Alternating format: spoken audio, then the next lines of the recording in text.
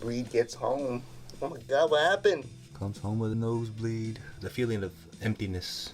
Yeah, closed off. Just because his son's not into the Lakers.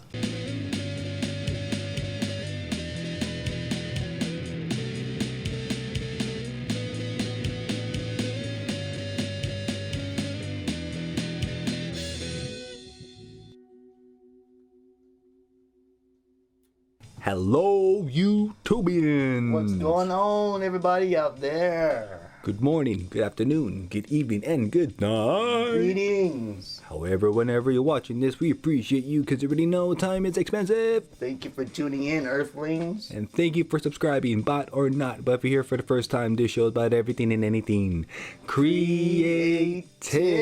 Anything that sparks your creativity in whatever medium you dabble in. Yes, expressing your creative soul. And welcome to another episode of Creativity Unsheathed. I'm Oliver Sequel. And I'm Nino. And yes, we are brothers. Yes, we are. And this is the show where we feel that in the words of Kevin Garnett, that anything is possible. Anything is possible! Posible. Whatever team you're part of, whatever sport, whatever activity, anything is possible. You know, as long as you have that positive mindset and the goals that you need to achieve to make things happen, just have that faith that anything is possible. Yep, put in the work, put in the faith and believe. Right. Anything's possible. And why we're talking about this and what we're looking in today is Ultimate Fantastic 4. What? Nice. Hell yeah. During the times of the early 2000s when Marvel was rebooting the brand and just trying to reintroduce to the world of what Marvel Comics is. Yeah. They condensed the continuity and just changed it up into a fresh take for this Ultimate Universe. And Fantastic Four was not the only IP that got the treatment. Of course, you got the Ultimate Spider-Man. You got Iron Man, Ultimate Iron Man, Ultimate X-Men, Hulk, Wolverine, the Ultimates. Right? Heavily invested into the Ultimate brand, which it worked. Retweaking the House of Ideas into something fresh, you know? Reintroducing critically acclaimed story arcs to understand who these characters are. And I believe like maybe the first 15 minutes of the reboot with Michael B. Jordan as Human Torch. Yeah, dude. Yeah, I believe they took some of it from this source. And I feel right after that 15 minutes, the movie kind of slumped. However, you know, the original materials are better. Yeah. You know, the movies are that, but again, when it's too much continuity, you can't fit that all in an hour and a half. Yeah, so for sure. That's why comics are there for our own leisure. Nothing against the actors and whatnot, but yeah, the story just fell short. Right, they're just doing their part as the actors and doing their job. And I really liked Michael B. Jordan as Human Torch. It was a cool dynamic. I liked it. Totally worked. But let's go ahead and dive into this and see how the movie took from it. Nice. Right at the gate, we get hit with a flashback 21 years ago. Who is being born? Young Reed Richards. Young Richards. Nice sequence here.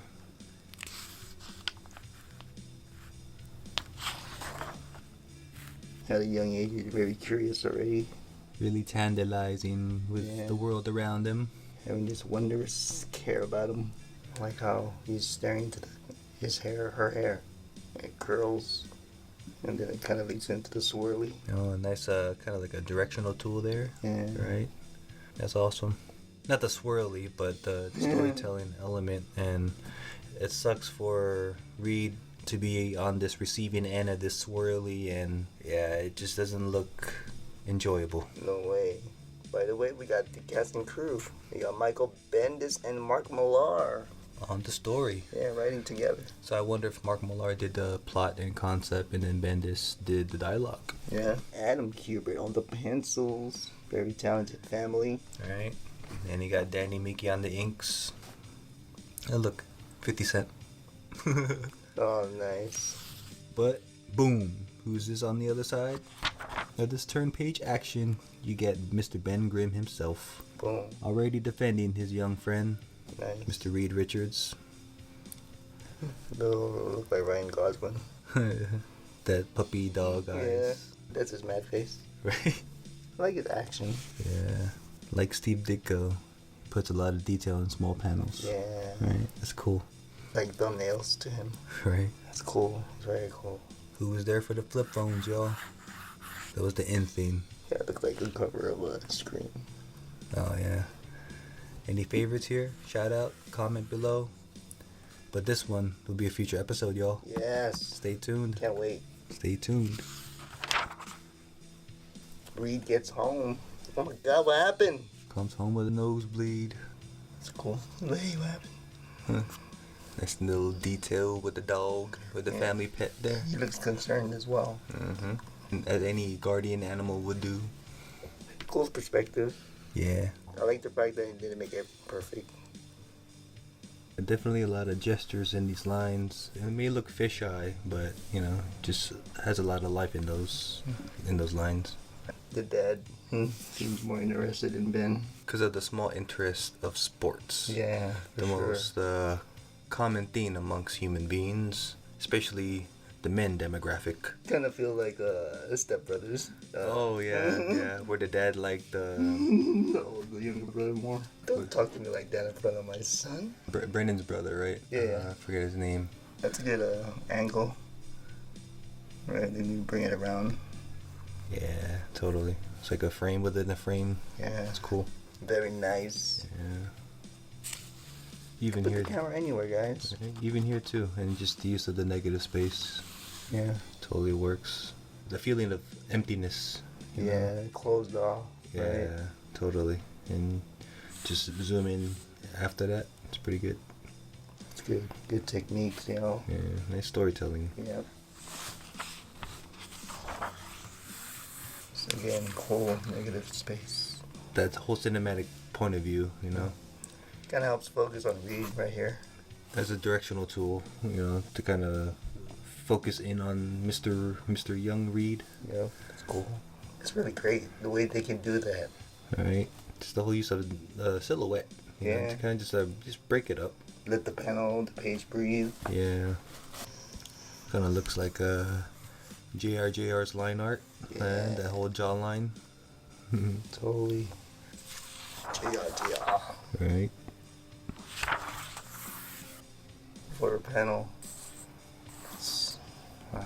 And he didn't draw the whole room. You know what I mean? Yeah. If you know how to do it right. The stuff you can get away with in comics is awesome. The whole emptiness feeling just because his son's not into the Lakers. Almost looks like the same science experiment project that he made in the movie. Yeah, has that aesthetic. Same features almost. Right, you can copy and paste these three and just change the last one.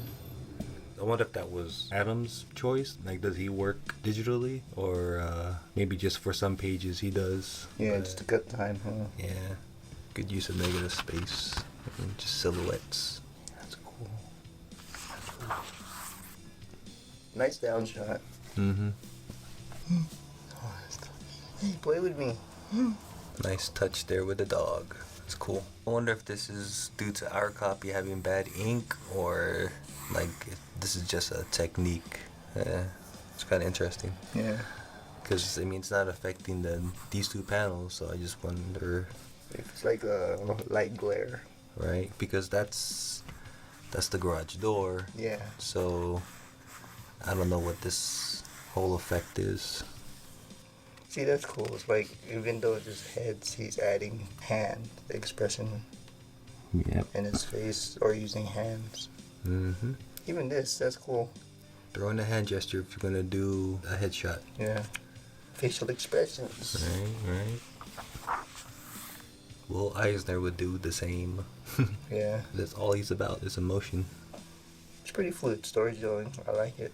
For a conversation such as this, and given the location, it's like there's a lot of acting. Yeah. You even had the dog acting. Yeah. Right? It's like a lot of consideration and thought. You can tell you really like telling the story. Again, like really cinematic, and no wonder that the movie took this whole issue. Yeah, for Right. sure. Papa Joe Kubert taught him well. Yep. Man, making use of those creative genes. Well done. I think another thing to take into consideration when you're drawing comics, like panel to panel telling the story, is like not everything has to be measured perfectly or measured right, you know what I mean? As far as distance and all that, Just composition things right. And I don't know if it just looks right in the eye. It just looks right in general, I guess. Yeah, as long as they're still in the same place. Mm-hmm. Working into the late hours, and just as creatives do. When you're too into the work, you just lose sense of time. That's called the flow state, y'all. Yep. Comment below if you know about that. Yep. A lot don't understand. How do you do this? How do you work so fast? Blah, blah, blah. I can't sit that long. Like, but you do it for other people. Right. You can harness flow state. You can harness anything after that. Yeah. And like in the film, copies that whole explosion that... Total blacked out the whole house. Right. I don't know if it showed that part where the parents got mad, or his father though. Yeah. But it just really sells the drama as far as the barrier that father and son has. Yeah. Of course, it's like his father thinks it's a waste of time. Like, what are you doing? Right. How are you gonna make a living doing experiments in your room? Nice foreshortening. Totally looks like a Steve Ditko, Peter Parker. Yeah. Like in the movie, y'all. This is school science fair. 6 months later.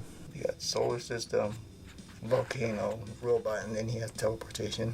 Obviously, he's head of the curve. He has bigger ideas than most scientists. It's not your typical project. For real. It's like an IQ of 1,000. Yeah, they could put that in the airplane, I believe, maybe. I wonder if he's just as smart as Peter Parker. Looks like Peter Parker. Did go. So his machine works. It's like an inside scout. Trying to see if they can find the next protege scientist. He attends all science fairs, looking for the next proteges. Nice beret. For someone who's doing good for mankind and scouting for scientific talent, I don't know why he looks mischievous. Like, That was sketchy. yeah, like recruiting for the wrong reasons. Yeah, sneaky looking. Right. I don't know what other whispery gestures you can draw. Of course. He has to get the okay from his parents. It seems like Mr. Reed is interested in hopes that the parents can be okay with it and they let him go, knowing it's a whole government operation, but they need his talents. They need what Reed Richard has and what it can provide for the future and the Marvel U. It's crazy how, like, the randomest kid or person can have, like, just that one answer they need. It all starts from the childlike mind, the creativity, y'all. Yeah, the curiosity they unlock. There's the Steve Ditko, Peter sure. Parker. Good likeness. Yeah. But no, it's Reed Richards, y'all. So obviously he got the okay. We're here at the Baxter building. Nice. Pre-4 logo. Right. This is it, Reed. The Baxter building. Welcome home. Welcome home. Almost look like a pink. Right. But it's definitely good use of another long panel. Nice building. Yeah. Buildings are tough. Gotta get there. That's tough when you gotta draw these heroes and then you gotta draw cityscapes. Yeah. Consistently, you gotta find a shorthand somehow. Yeah. And then shout out to the artist that can, like Mr. Kubert here. It's like, where do you start with something like this? Yeah, man. It's like you see little people up here, people back there, and it's really good. Like, really good choreography as far as placement and everyone acting, doing their own thing. And it's like knowing that experiments are going to be taking up spaces. It's like, Even draw people back here as well. yeah, and just threw in that shadow just to show that depth of how far that distance is. It's awesome. And here's Sue Storm. Nice. Of course, he's tantalized with her as well. He's smitten. He was smitten. Hey, Mr. Storm. He's not the Black Dr. Storm that we get in the film. Right, correct. And this is supposed to be Michael B. Right? I didn't mind that change either. That was pretty cool. Why not? Yeah. Why not? That's a good use of double page, half splash.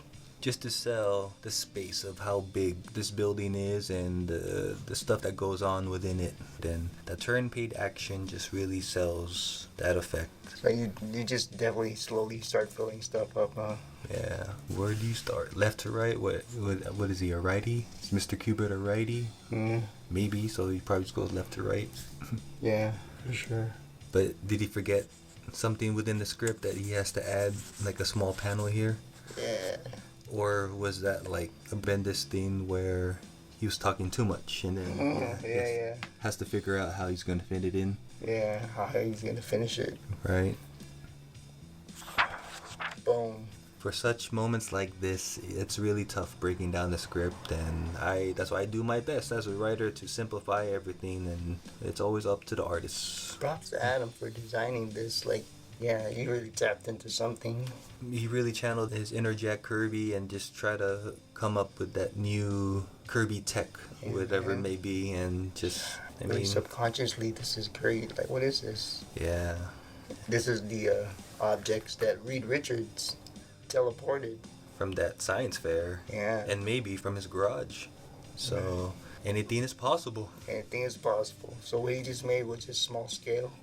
Probability is part of mathematics, but the definition of possibility is if it may or may not work. But when science is involved, that's all about, right? Trial and error. Never know what works. Endless possibilities. Fantastic. Fantastic indeed. Boom.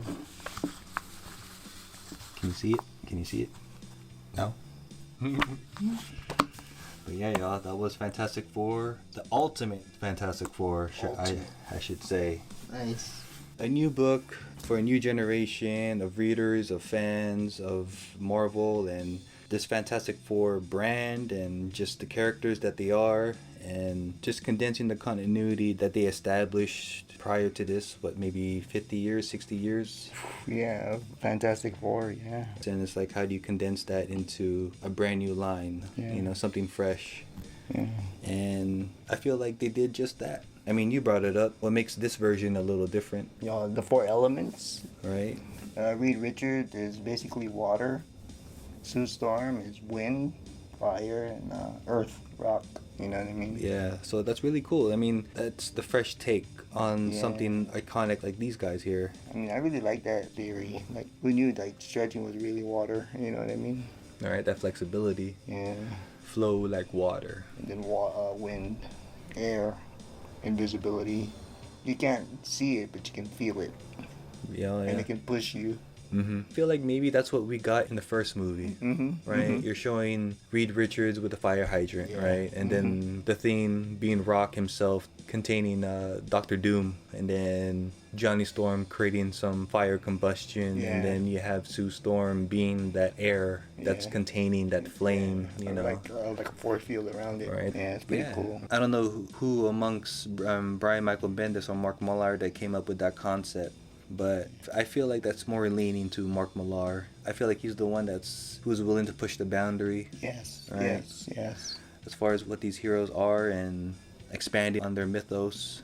I agree. But yeah, I mean, just kudos to this creative team for making it happen. And, again, it just sparked something new for a new generation of Fantastic Four fans. Yeah.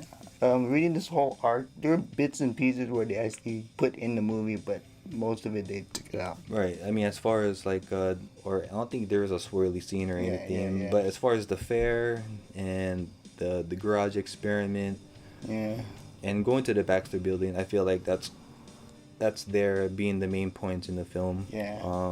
I mean, that's up to y'all if you want to do a film comparison, comment below if you want us to.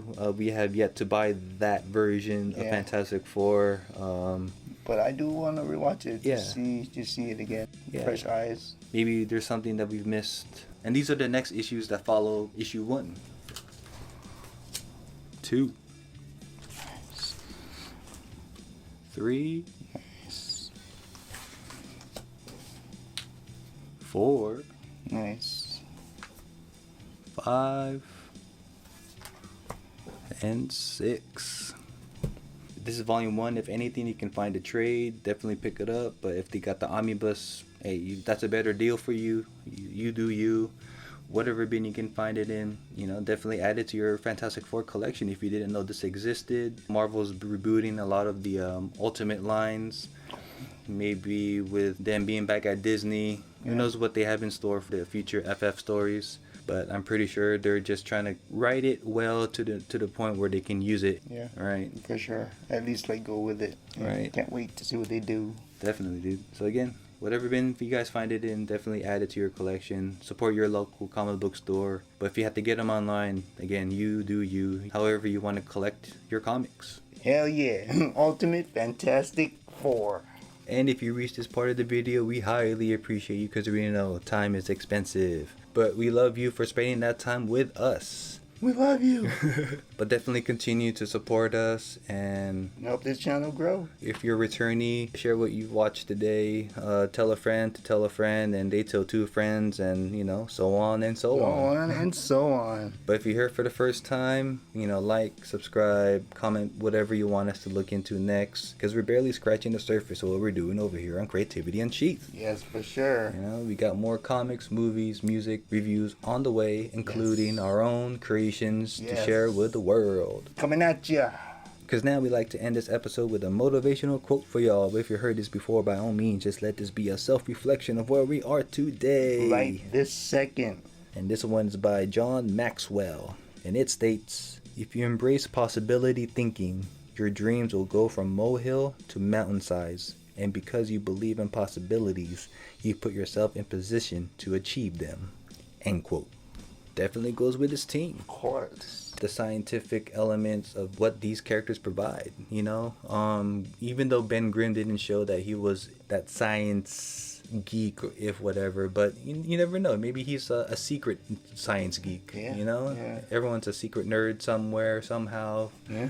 You never know. Who knew fucking Terrence Howard knew all math like that?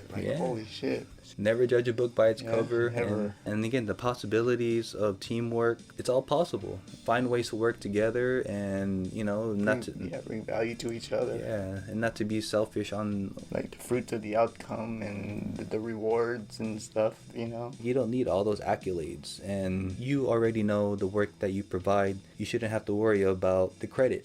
Because you already know how much work you put in. Yep. However, there are those who don't get credit, and we understand that too. Man. The dark side to everything, of entertainment, of comic books, no less. And, the stories and documentaries that are put out there about our favorite artists that paved the way, like Jack Kirby and Steve Ditko, for example. Yeah. But no matter how successful you become, you'll always have struggle. Yeah. And you'll always have people against you. Even though you don't have a family of your own, or you don't consider the family you're in family, but the universe will guide you to the right people, and to create your own Fantastic Four, and to create your own whatever it may be, whatever you're into, because only you and the universe knows. Just let this all be a self-reflection of where we are today, and you just gotta trust your instincts. Stay quiet and just listen. We're not gonna pretend like we know you guys, y'all, but just continue to focus on yourself. And then when the time is right, when you have to contribute to such team or to such possibility for a dream to come true, time will tell. Fantastic Four, y'all. Ultimate style. Because at that time, we're going to say, stay creative, keep creating. Stay independent, have your own style, y'all. Do your best as a human being to stay motivated and to keep on going. Yes, stay positive, kill the negativity, love yourself, and be kind to others. Because anything is possible. Anything is possible. Posible. Till next time, y'all. Till next time. Peace. Peace. Fantastic.